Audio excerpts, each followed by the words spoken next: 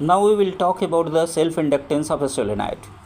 किसी सोलेनाइड का self inductance क्या होगा। हम जानते हैं सोलेनाइड क्या है, सॉफ्ट आयरन कोर के ऊपर जो है सॉफ्ट आयरन कोर है, कोई सॉफ्ट आयरन कोर है, उसके ऊपर हमने क्या किया है, वायर को लपेट दिया है, कॉपर वायर को मान लेते हैं फॉर एग्जांपल, कॉपर वायर को मैंने लपेट दिया, इट इज़ कॉल्ड सोलेनाइड। अब सोलेनाइड का सेल्फ इंडक्टेंस, ये भी तो एक कॉइल है, तो अब इसका भी अपना सेल्फ इंडक्टेंस होगा L।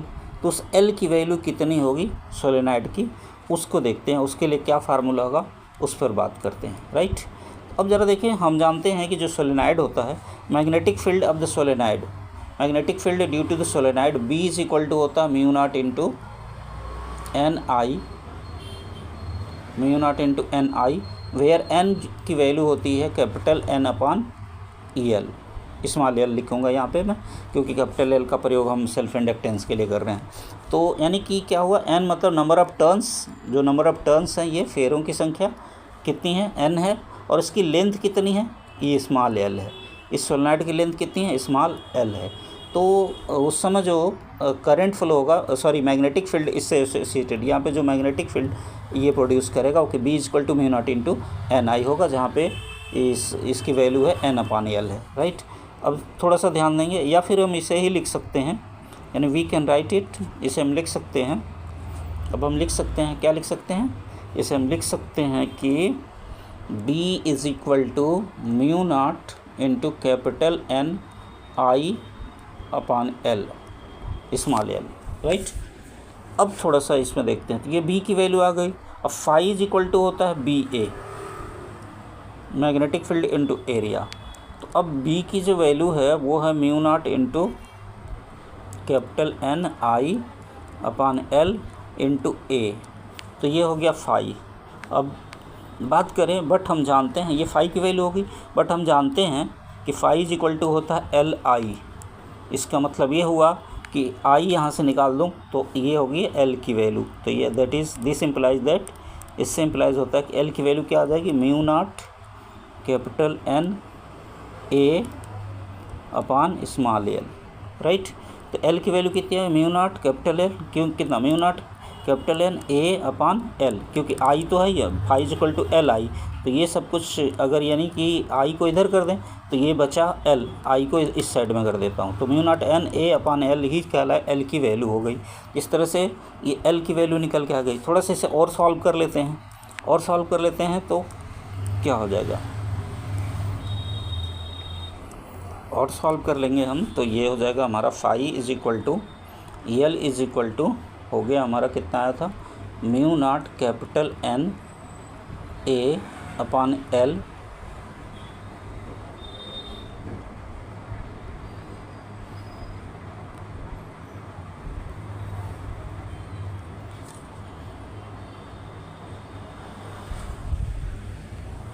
सॉरी थोड़ा सा यहाँ मिस्टेक हुआ है, उसको देख लेते हैं, एक बार फिर से इसे देखना होगा दोबारा।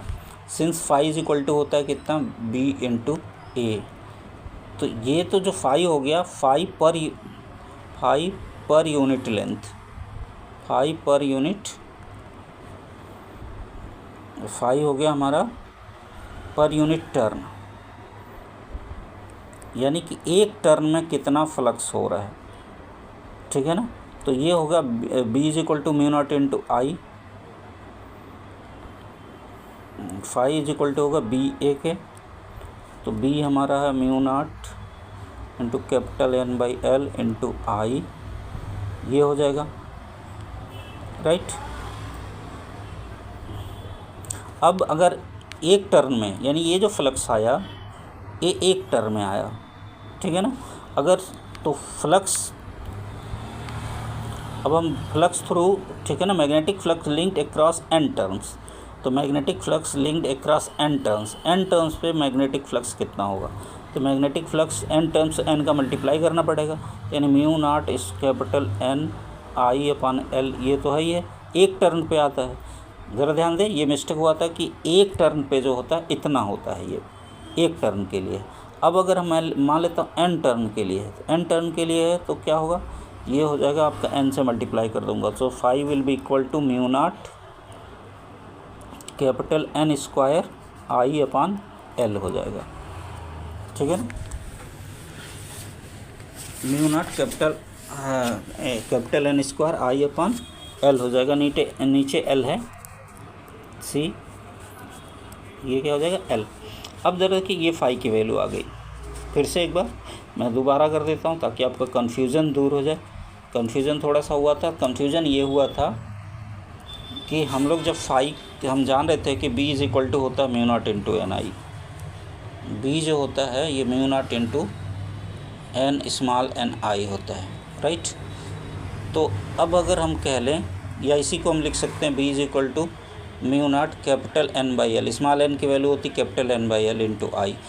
ये जो बी है ये अब फ्लक्स थ्रू वन टर्न, एक टर्न यानी एक फेरे पर कितना फ्लक्स होगा। तो एक फेरे पर जो फ्लक्स होगा यही होगा is equal to B into A. तो बी जो है इसका हो गया mu naught capital N upon L into I into A, ये आ गया। तो एक टर्न पे ये आया, यानी एक टर्न का फ्लक्स है, एक टर्न से एसोसिएटेड ये जो है फ्लक्स है, इतनी फ्लक्स है। अब हमारे पास कितने टर्न हैं, एन टर्न। तो हमें फाई एन निकालना होगा ना। तो टोटल तो फाई एन यानी कि सभी जो टर्न हैं उनसे एसोसिएटेड फ्लक्स कितना हो जाएगा। तो एन का हम एन टाइम क्या कर दूंगा, मल्टीप्लाई कर दूंगा। तो ये हो जाएगा हमारा म्यू नॉट एन का मल्टीप्लाई कर तो N square I A upon small L हो जाएगा, ठीक है ना। आई होप इतना क्लियर हो गया होगा। अब जो है इसी को हम थोड़ा सा सॉल्व कर लेते हैं। तो सॉल्व कर लेंगे तो क्या हो जाएगा, it will become we see that phi is equal to आ गया हमारा mu naught capital N square I A upon small L. But phi is equal to होता है, इसी को थोड़ा आई को बाहर करके लिख लें तो और वो क्लियर हो जाएगा। आई को क्या करता हूँ मैं बाहर लिख देता हूँ, आई को अंदर में नहीं लिखूँगा ताकि आपको समझने में और भी आसानी हो। So phi is equal to हो जाएगा फाई एन, इसमें लिख सकता हूँ phi N is equal to हो जाएगा mu naught capital N upon L A into I को मैंने बाहर लिख दिया। बट हम जानते हैं कि फाई एन जो होगा वो होगा एल इंटू आई के। Therefore L is equal to हमारा आ गया म्यू नॉट, ये एन स्क्वायर था, mu naught N square A upon L, mu naught N square A upon L हो जाएगा। अब थोड़ा सा एक ये चेंज कर लेता हूँ। चेंज ये है कि हम कह दिए म्यू नॉट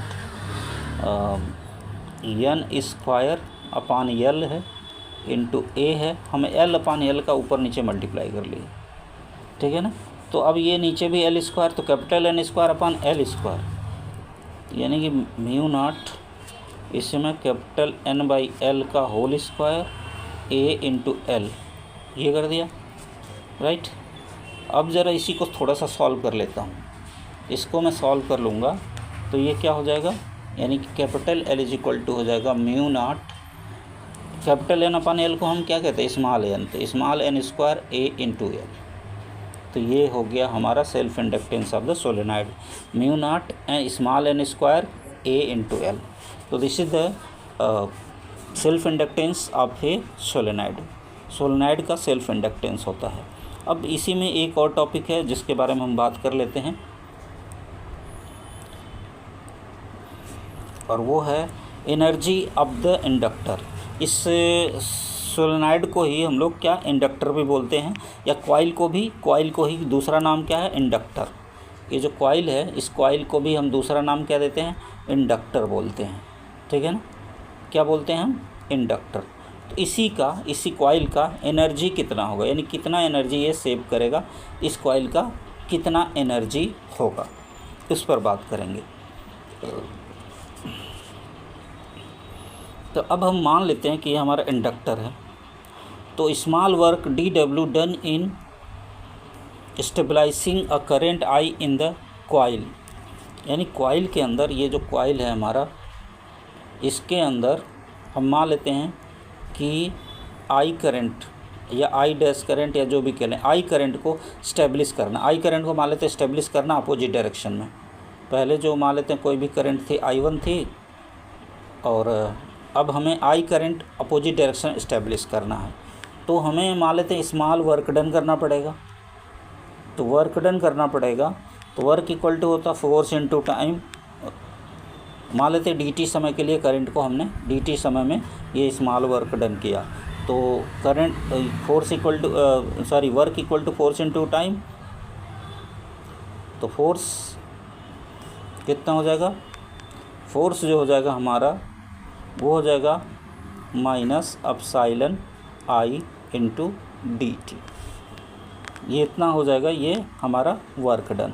तो डी डब्ल्यू इक्वल टू हो जाएगा minus epsilon i into D T, इतना वर्क डन हुआ। अच्छा, तो एप्सिलॉन की वैल्यू पुट कर दीजिए। तो D W is equal to हो जाएगा minus L D I by D T, ये एप्सिलॉन की वैल्यू होती है, आई डी टी। अब डी टी से डी टी कैंसल आउट हो जाएगा, यानी कि D W is equal to हो गया minus L I D I, यही बचेगा। देखिए डी टी कैंसिल आउट हो गया, तो ये एल डी आई और आई, तो आई को पहले लिख दिया।